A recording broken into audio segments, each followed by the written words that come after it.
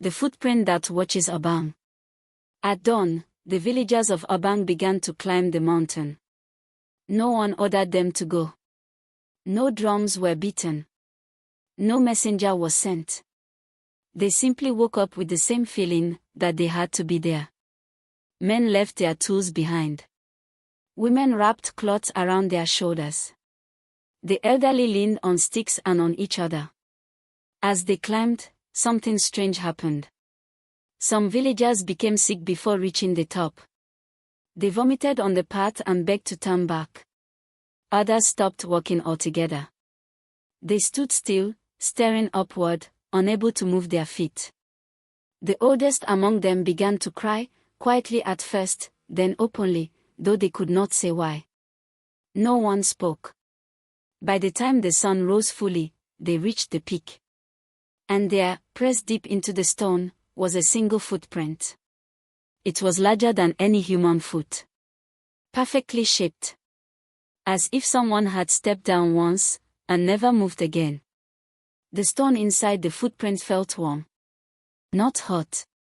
Just warm enough to feel alive. Like something had just been there. Or like something was still there, watching. The air grew heavy. Then a voice spoke. It was not loud. It did not echo. It sounded close, too close. Like breath behind the ear. You have failed to listen to one another. The villagers dropped to the ground. Some covered their heads. Others clawed at the dirt as if trying to hide inside it. Their bodies shook with fear older than words. So, the voice continued, calm and steady, you will no longer speak the same. The mountain was silent except for crying.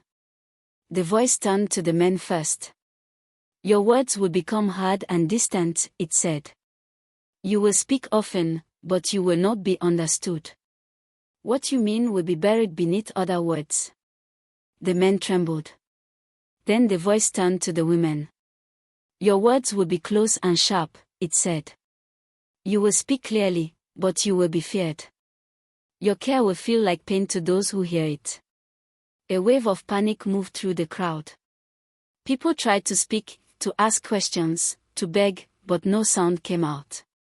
The voice spoke again, quieter now. Almost tired. You will still understand one another, it said. But only if you suffer long enough to listen.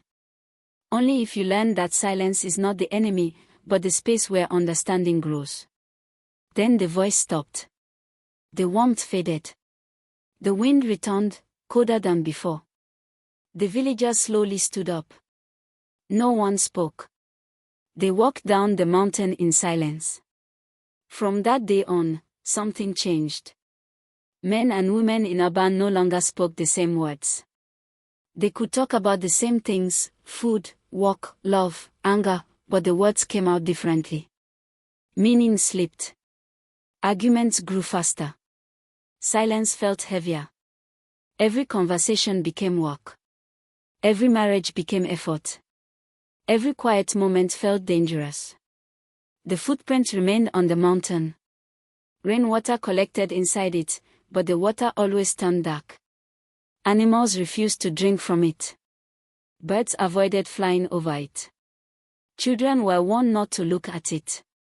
Those who stared too long began to cry for no reason. The elders gave one rule: do not stand in the footprint. One man laughed at them. He climbed the mountain alone and stood inside it. He said it was just stone. He said fear had made the elders foolish. The next morning, he returned to the village. His mouth moved, but no sound came out. His voice was not stolen. It was lost. As if it had wandered into the footprint and never found its way back. Another man climbed the mountain during a fierce argument between families. The next day, the footprint was filled with red mud, though no rain had fallen. That night, 3 homes burned to ash. No one blamed the footprint. No one dared. The elders said the footprint was not a sign of anger. It was a sign of patience. They said the mountain still remembered the weight of that step. And if the people ever forgot how to listen again, if they chose noise over understanding, the one who made the footprints might return. To take another step. To leave another mark. Even now, when mist wraps around the mountain and the village grows quiet, some villagers hear something. Not a voice. Not a warning. Just a slow, careful footstep. Pressing down somewhere above the clouds. Waiting. Please like, share and follow me, thank you.